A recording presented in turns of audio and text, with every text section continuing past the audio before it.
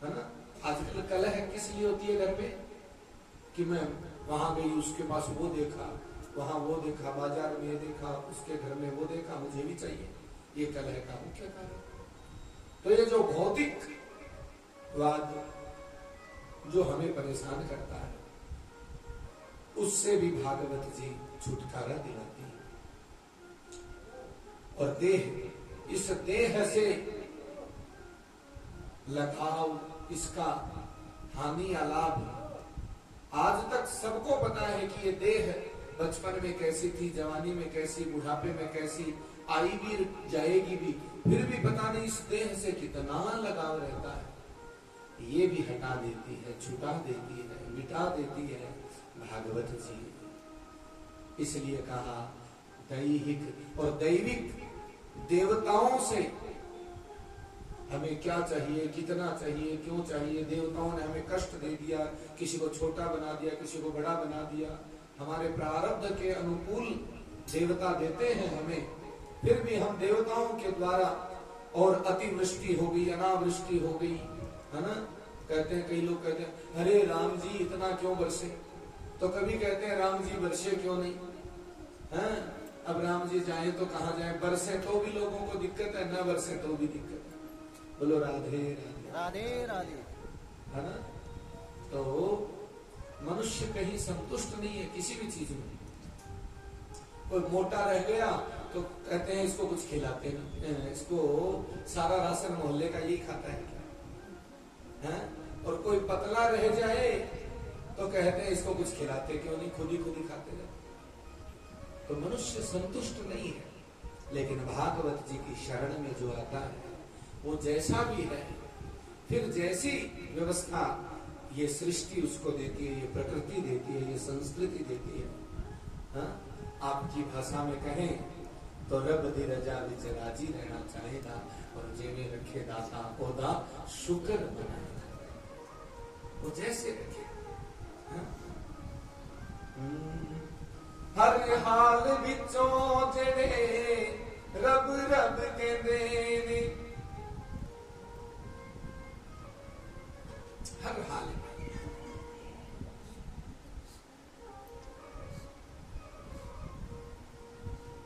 सुख दुख तोहफा तेरा ये कैसे देने। ये उसका तोहफा है, इनाम है, पुरस्कार है। वो हमारी परीक्षा ले रहा है।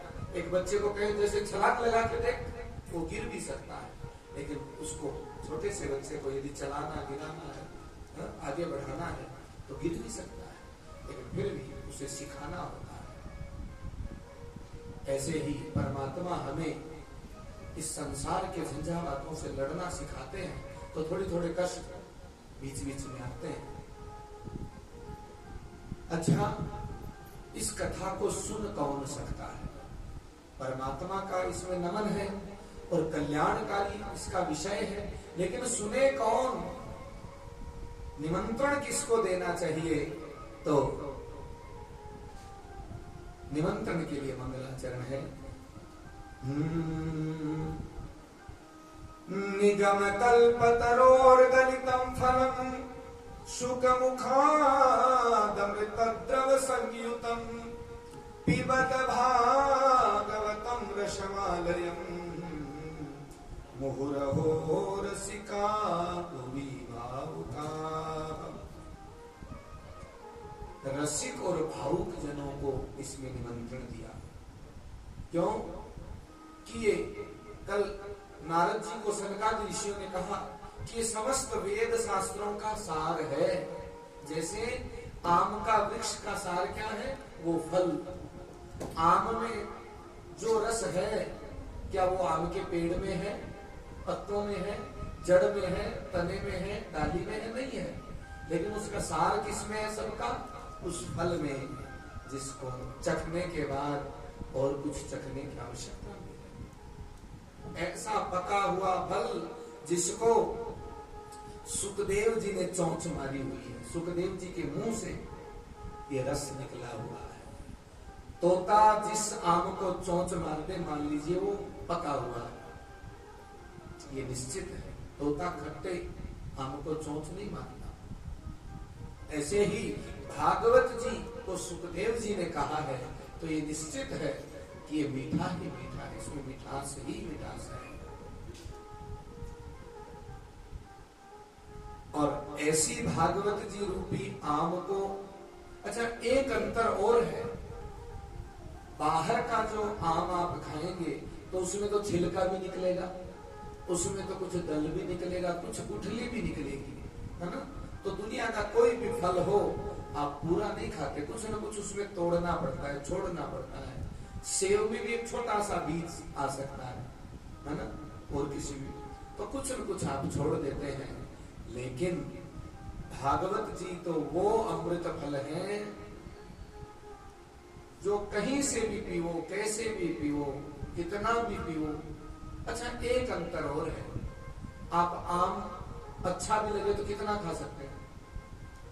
कोई एक खा ले, कोई दो खा ले, 5 खा ले, 10 खा ले, 20 खा ले, 50 खा ले, कितना खाएगा? पहले में बड़ा स्वादिष्ट लगेगा, लेकिन जो जो पेट भरता जाएगा स्वाद भी कम होता चला जाएगा, और एक बार कहेंगे बस बस बस अब पेट भर जाएगा, अब नहीं चाहिए। लेकिन भागवत जी वो अमृत फल है जो जितनी बार चखेगा, यदि एक बार इसका रस आ गया, एक बार चस्का लग गया, तो जितनी बार पिएंगे उतनी बार आनंद ही आनंद आएगा। हनुमान जी महाराज क्या एक बार राम लेके राजी रहे? हाँ? वो तो छम छम नाचते हुए, उठते हुए, बैठते हुए, हाँ? एक भजन गाते हैं ना, उठे तो बोले राम, बैठे तो बोले राम, यो राम भक्त हनुमान बोले राम राम राम। क्या मीराबाई ने एक बार बोला? क्या एक बार बुलाया? क्या एक बार स्मरण किया? नहीं। क्या सूरदास जी ने अंधे होने के बाद क्या एक बार पुकारा? सूर सागर लिख दिया पुकारते पुकारते। आज तक लोगों ने, आंखों वालों ने भी ग्रंथ लिखे, लेकिन सागर नहीं लिख पाए। सूरदास जी ने बिना आंखों के उसकी याद में, उसकी लीलाओं का तो सागर बना दिया महाराज, सूर सागर। नानक देव जी ने गुरु ग्रंथ साहिब बना दिया उस गुरु की स्मृति में। तो ये रस एक बार यहां बाबा बोधराज मंदिर में आप भक्त मंडली, क्या जिस दिन भक्त बने क्या उसी दिन सेवा करनी थी? जिस दिन यहां सेवा ग्रहण की, उसके बाद से आज तक और जब तक जीवन रहे तब तक हम अपने गुरु स्थान से जुड़े रहे, सेवा करते करते ये जीवन चला जाए, ये मन में विश्वास हो, लगन हो, संकल्प हो, प्रार्थना हो, ये दृढ़ता हो, ये निष्ठा हो, तो ही कृपा हो और ये जीवन की साफल्यता है महाराज। बोले राधे राधे राधे राधे। इसलिए रसिक और भावुक जनों को यहां निमंत्रण है, मोह रहो रसिका भूमि भावुका। इसीलिए प्रश्न उठता है कि कब तक भागवत जी सुने? तो कहा मुहु रहो, अहो मुहु, अरे बारंबार सुनो इसको। आलयम, जब तक इसमें लय न हो जाए, मिल न जाए,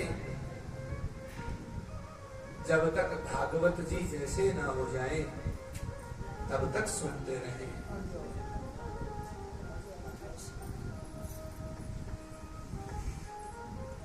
कल आपने श्रवण किया कि नैमिषारण्य तीर्थ में 1000 वर्षों का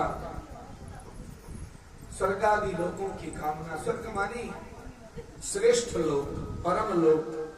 स्वर्ग मानी कोई यही नहीं कि हमें अग्नि बनना है, वरुण बनना है, इंद्र लोक तक जाना है, नहीं। स्वर्ग आदि लोक मानी जितने भी ऊपर के लोक हैं, हम जितना सत्संग कर पाएंगे उसी हिसाब से ऊपर के लोक हमें मिलते जाते हैं। किसी को वैकुंठ तक पहुंच होती है, किसी की कैलाश तक होती है, किसी की पितृलोक तक होती है, किसी की स्वर्ग लोक तक होती है। लेकिन जिसने भागवत जी पूर्ण समर्पण से सुन ली, वो तो सीधा सीधा ठाकुर जी को कई तो ठाकुर जी के स्वरूप में ही बदल जाते हैं। इसीलिए कहा भक्ति भक्त भगवंत गुरु चतुर नाम वक्मेक। चिंतन करते करते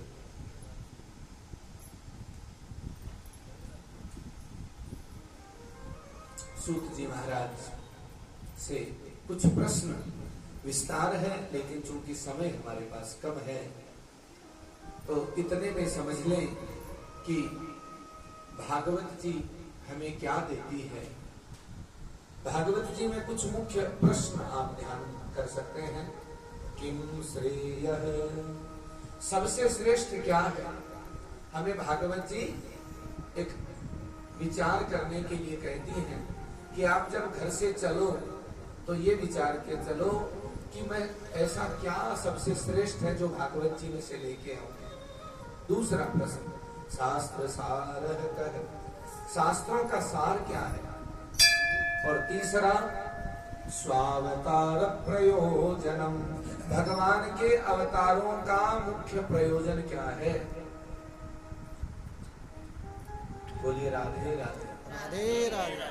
हम कल भी श्रोता की चर्चा कर रहे थे और सामने बैठने वाला मुख्य श्रोता होता है ना, क्योंकि हम ऐसे कह के तो सारी कथा नहीं कह सकते, इसलिए हमें ऐसे रहना होता है। सामने का श्रोता एकदम सावधानी से बैठेगा, सुनेगा, तो कथा का अधिक से अधिक पुण्य वहां जाएगा।